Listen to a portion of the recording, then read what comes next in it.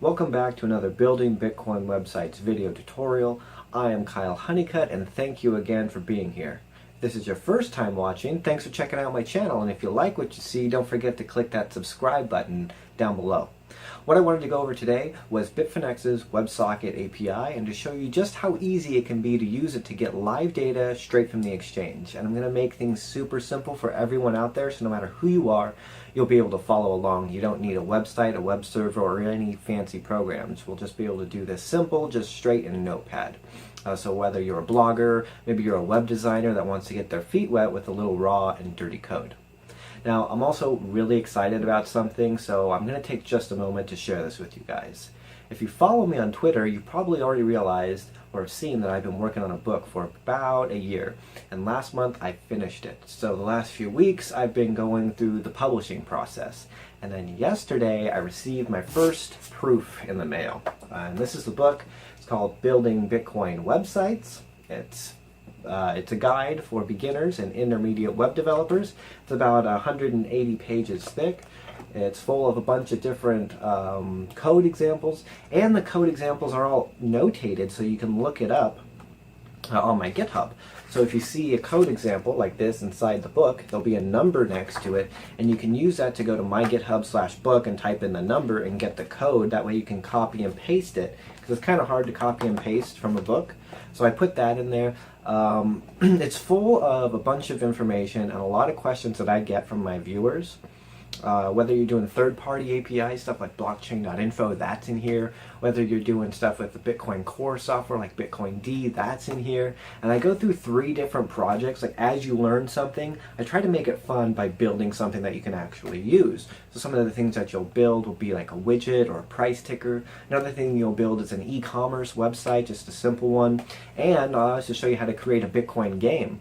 I don't create videos on that. People have requested. I'm not going to share that online openly because there are so many scams out there with Bitcoin. We don't need any more where somebody creates a game, people deposit money, and then they run away with it. That's why I don't create videos like that. But that's in here in this book.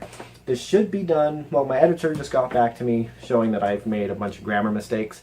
It's been a while since I've taken an English class, so I need to work on that. So I need to fix some of the grammar issues, and maybe it'll be out this month. It's very possible. It might fall over to next month, but I doubt it. When it is, it'll be out on Amazon, so definitely check it out. It's a great resource. So what do you say? Let's get into this Bitfinex WebSocket API. Alright, the first thing we're going to want to do is head on over to bitfinex.com API documentation. You can get there just by going to docs.bitfinex.com. Now, you do not need an account with bitfinex.com in order to use their API, so that's great. Once you get there, you can see your menu over on the left hand side for the documentation, and then the WebSocket, and this is what we'll be working with. Now, the second thing you need to do is open up a text editor, and we're just going to do things plain and simple and easy and just use the built-in Notepad with Windows. So I'll just bring up my start, type in Notepad, and then here we go. And we can do all of this just in this editor, so very simple and straightforward. Now, what we're going to be using is JavaScript in order to connect to the WebSocket. I did a video before on WebSocket if you want to dig around for it, where I kind of explain the WebSocket protocol. So you can check that out. But this one I want to kind of just stick with how easy we can make this. So we're going to do this with JavaScript. And the first thing we need to do is find the WebSocket port, or for the connection that Bitfinex has. So we just scroll down here, and you'll see the SSL WebSocket connection. And this is WSS, which stands for Secure WebSocket, and then it's on port 3000/WS. So that is where it is with Bitfinex. So let's head back over to our Notepad and paste that in. So we're going to need this. Now, with WebSocket, we need to be able to connect to it, and the cool thing is that it's built in, so we don't need to require any additional libraries. We can just put it in. So the first thing it is it's going to be new WebSocket, and then you open parentheses, close your parentheses, and then inside here these ones should be quotes. This is kind of a weird way of typing code. Typically you want to type the way you're going to do it. So new WebSocket, open and close with your semicolon, and then stick in the URL like that.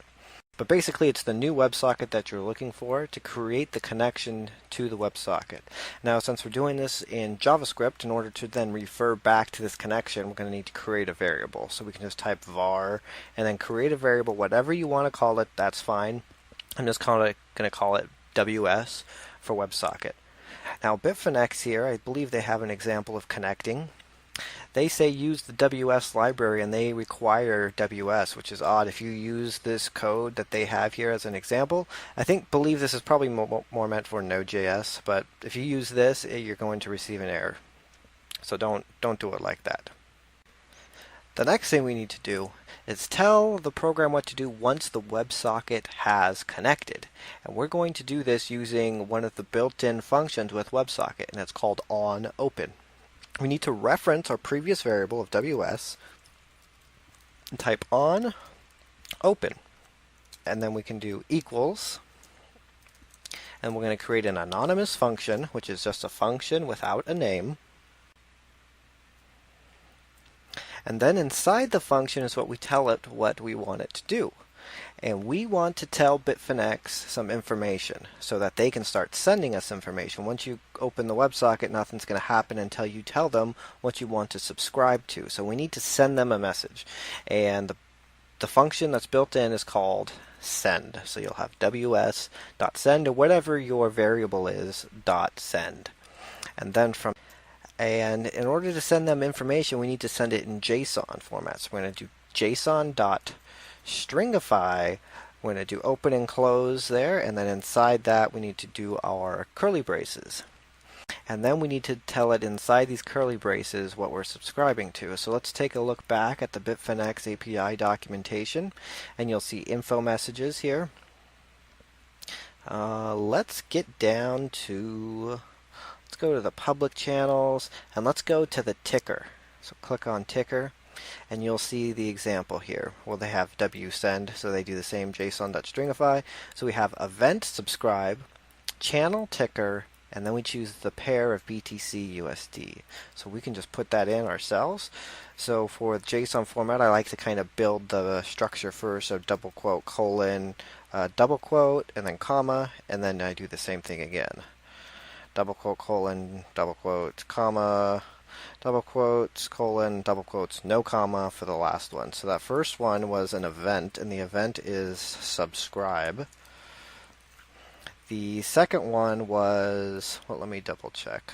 It was channel, and then it's ticker, and then after that is pair, and inside pair is BTC USD, so that way we subscribe to the Bitcoin USD pair. Now that we've sent bitfinex a message, it's going to start sending us messages back. So we want to tell our program what to do once we receive a message back from bitfinex. And we're going to do WS, again, refer to our original variable up here, and we're going to say on message, and that's one of the other built-in WebSocket functions. On message is going to equal a function, and we're going to actually give this function a name. The other one we did not give a name. We'll call this one just MSG for message. So on message, we're going to run this function. What we'll do in here is we'll create a new variable, and we can call it whatever we want. I'll just call it response, referring to the response from bitfinex. And then just like we did the JSON stringify, this time it's going to come back in JSON, so we'll want to parse it. So JSON.parse, open and close our parentheses. And then we want to grab what is coming in from the message in the function, which we plugged it in here, and then the data within the message from bitfinex. And then at this point, if we want to just check things out, we can do a console log and put in response, and then we can see what happens.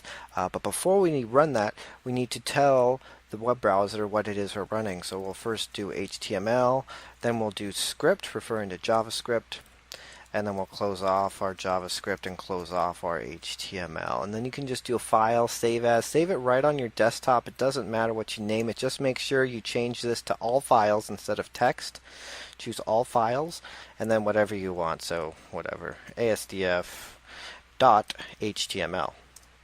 Save that and then browse to that spot on your desktop and then open it, and it should open in your default browser. Now you'll see nothing is happening. That's because we did a console log, so it's going to the console. We can check this with Chrome by doing Control-Shift-I and it'll pop it up. And then we can also do, if you didn't want to do that, the shortcuts, you can go to your drop down here on the side and it should be under More Tools and then Developer Tools. You Control-Shift-I, it's the same thing. So this one, it's telling us we made an error. There's an uncaught reference error. Response is not defined. Let's see what I did. Let's go back. Response. See, typos make a big difference with code. So if you make a small typo, then your thing is not going to work. So we'll do var response, then response there. Now go ahead, I'll just save and update, refresh. Alright, now you'll see we're getting information straight from Bitfinex's WebSocket. The page itself is blank, so it's only in the console here. And we'll see we have the data from the ticker. And they break down how it comes out to us. It's the channel ID, then the bid size, ask size, daily change, last price. So you can look here and you can see we have the channel, which is 3. And the bid is currently at 646, and that's the size of 7.7 bitcoins. The ask is 646.11 of 1375. Then it goes on. And you have the change for the day is $5.9. The change percentage-wise is 1%, 0.001. The last price to trade at is 646.09. The volume, and then you have your high and your low for the day of 655 and 636. So all this information is what you would need to create a cool little widget on your website. Now you might be asking yourself, what is all this HB stuff coming through? And that is the heartbeat coming from Bitfinex telling you that the connection is still there, so it's going back and forth, and it just says HB stands for heartbeat.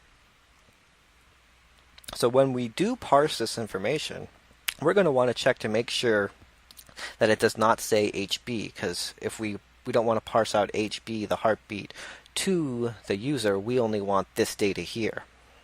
So we can have it check, see if it says HB.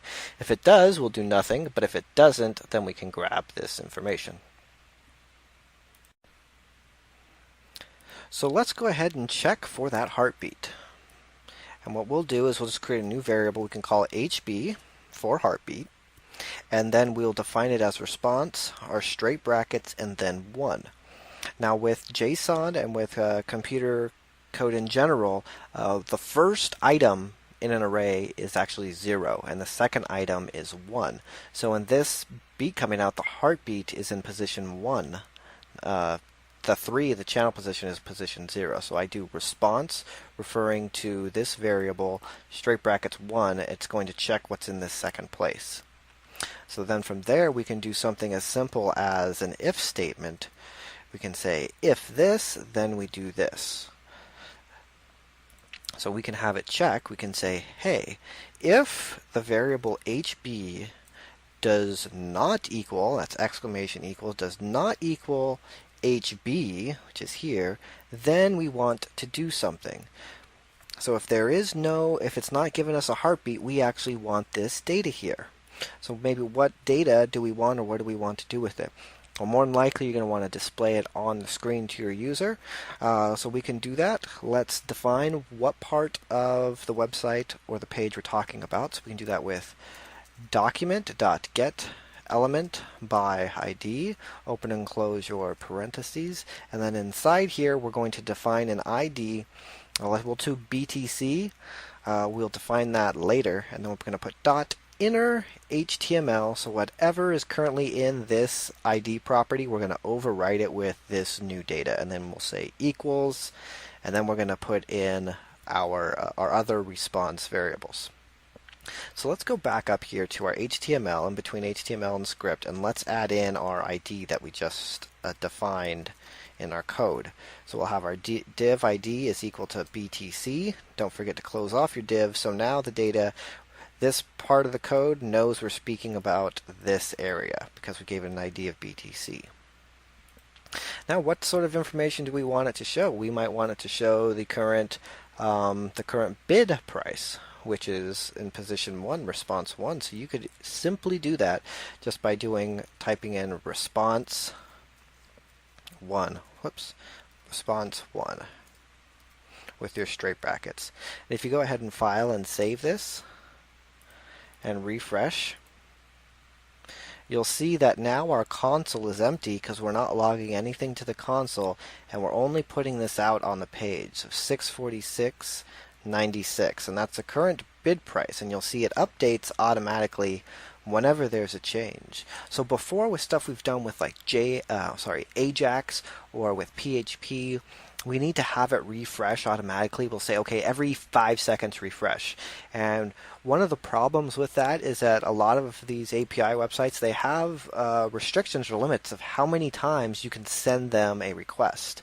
And if you do that too many times, they'll ban your IP because they think you're going to DDoS them or you're just abusing their free system. With WebSocket, it's great. It just creates one TCP IP connection, and it's just open duplexing between server and client, and it can go back and forth as many times, and it uses such little bandwidth. It's amazing. So the WebSocket protocol is very cool. This one goes ahead, pulls the bid. We could go ahead and do more. Let's go back, and let's say maybe you want to add in the ask, maybe you want to add in the last, and then the bid. Right? So we can do this. Let's say we're going to put in quotes, ask, so this is going to actually print the words ask on the screen, and then a colon and then a space, and then after that, if we want to add in a variable, we need to use the plus sign. So that's going to append in so we can add a variable. And then this one, let's go ahead and overwrite response 1. Remember the spaces, so we have 0, 1, 2, 3, so ask is in the space of 3. So we can change this to 3. So now that will have the ask price. And actually, you know what, let's put in paragraph tags in here as well, so they're each on their own line. Or you can do breaks. Actually, let's do breaks. I think that might be a little easier. So we put in a variable. We need to go back to HTML code. So we're going to do a plus sign, our quotes, and then we'll add a break. And then after that, we can add in the words last. And we can put in the last price. So we'll do that, and then we'll just type response, straight brackets, and see where it is on here. Where is the last? We have 0, 1, 2, 3, 4, 5, 6, 7 is the last price. So we can enter in 7 for response. And then our plus sign, let's go back to HTML, let's put in another break. And then we're going to put in the bid price. And then the current bid price, we're going to put in plus to go back to our variable straight, and we know this one is in position 1. So now we have our ask, our last, and our bid all in order there. Let's go ahead, save this, and refresh. And you'll see now you have your ask price. So that's the one, if you want to buy, you have to pay $647.89. The last trade was done at $647.59, and the current bid, if you're looking to sell, if you sell at market, you would sell it at $647.58. And this is all going to automatically update. Put this on your page. You can go into your CSS and style this, make it look a lot nicer, because it's pretty boring. But just look how simple this is to do. So what you want to do from here yourself, it's up to you whether you're just going to put it on your website, but you can do so many things, whether you're just looking to, maybe you want to create your own local trading platform. But like, for example, something that I was working on yesterday when I was messing with this stuff, I don't know if I'm going to go through. It was gamified trading, so like you trade, and then if you make a certain percentage, like on this scale here, then you receive an award. I don't know if I'm going to go through with this site, but it's just something I was working on. But this is using their WebSocket. So you got the order book here, it goes up 648, the last price, and then down here, and then whether there's a buy or a sell, I have it green or red, and you can place short or long positions, your take profit, close, and then some like statistics over here on the side. But this is just an example using the Bitfinex WebSocket API. And that's going to do it for this tutorial. Thanks for watching. Again, if you like the video, make sure to like it. Put in a comment, leave your comment, subscribe, do whatever it is that you do, and I will see you guys next time.